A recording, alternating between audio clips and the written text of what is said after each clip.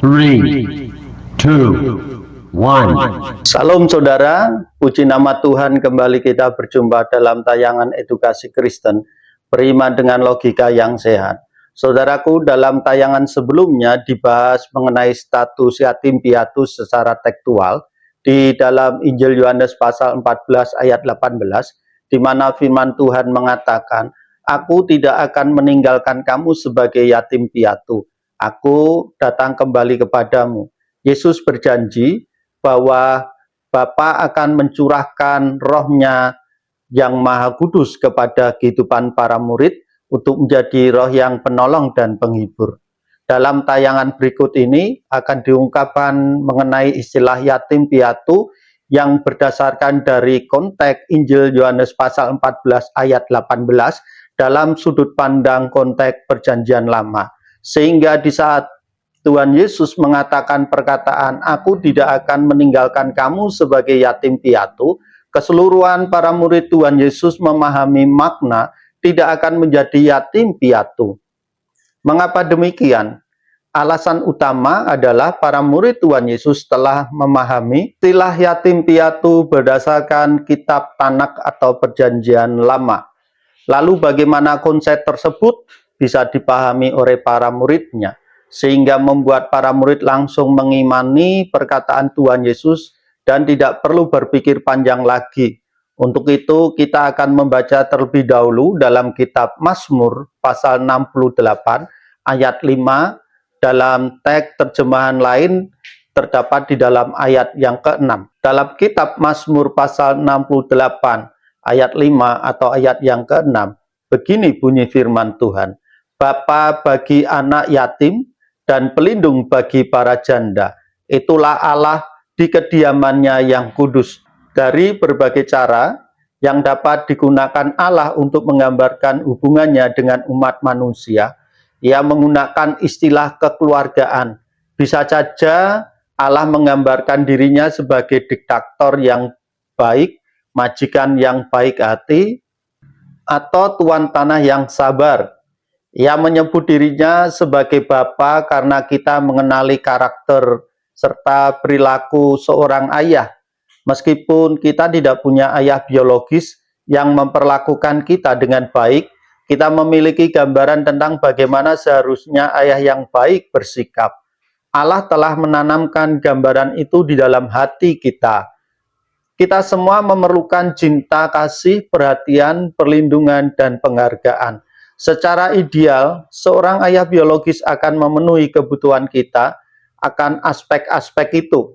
Namun, jika mereka tidak sanggup, maka Allah tetap bisa memenuhinya. Yesus mengarahkan para pengikutnya untuk menyebut Allah sebagai Bapa. Allah menggambarkan cinta kasih-Nya kepada kita serupa dengan kasih seorang orang tua kepada anaknya.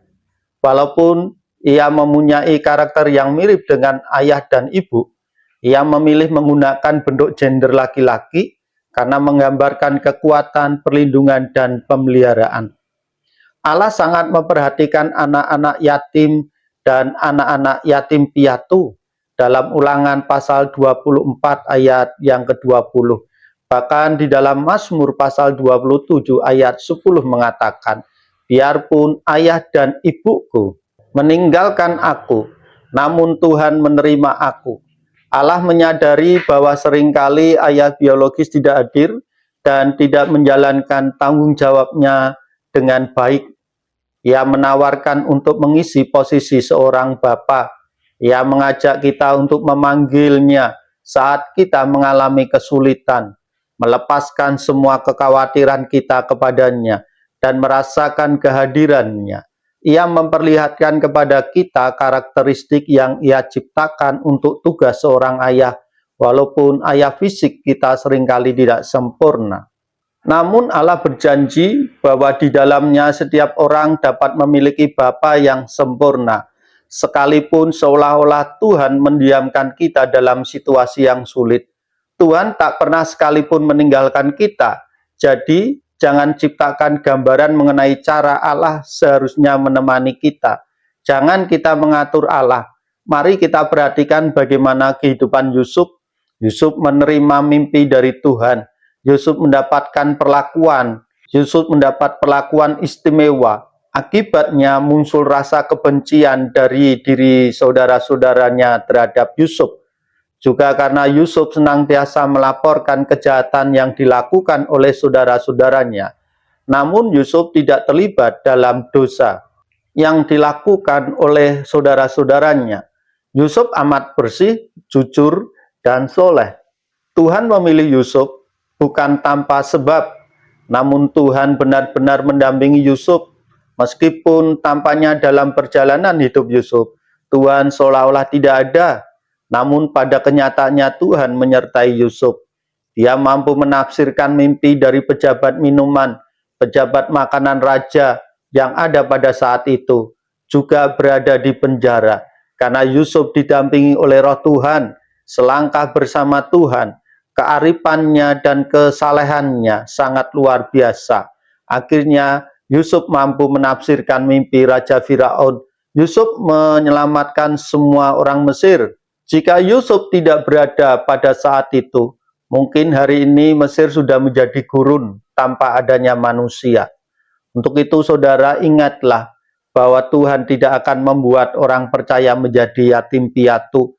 Dia akan menjadi bapa bagi kita, dan dia akan senantiasa mendampingi kita, dan dia akan mencurahkan rohnya yang maha kudus untuk menjadi penolong dan penghibur dalam kehidupan kita.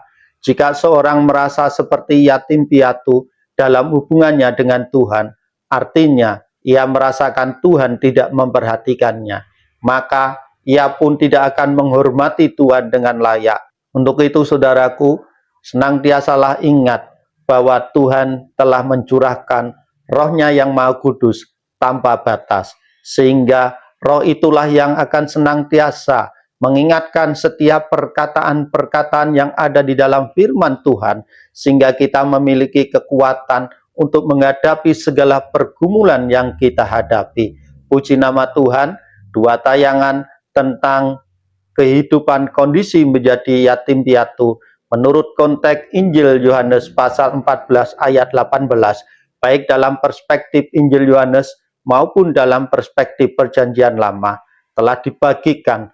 Namun saudara, ada hal yang penting. Saudara ingat selalu apa yang sudah dibagikan, dan saudara bisa bagikan kepada setiap orang yang saudara pandang layak untuk mendapatkan berkat ini. Puji nama Tuhan. Tuhan Yesus memberkati.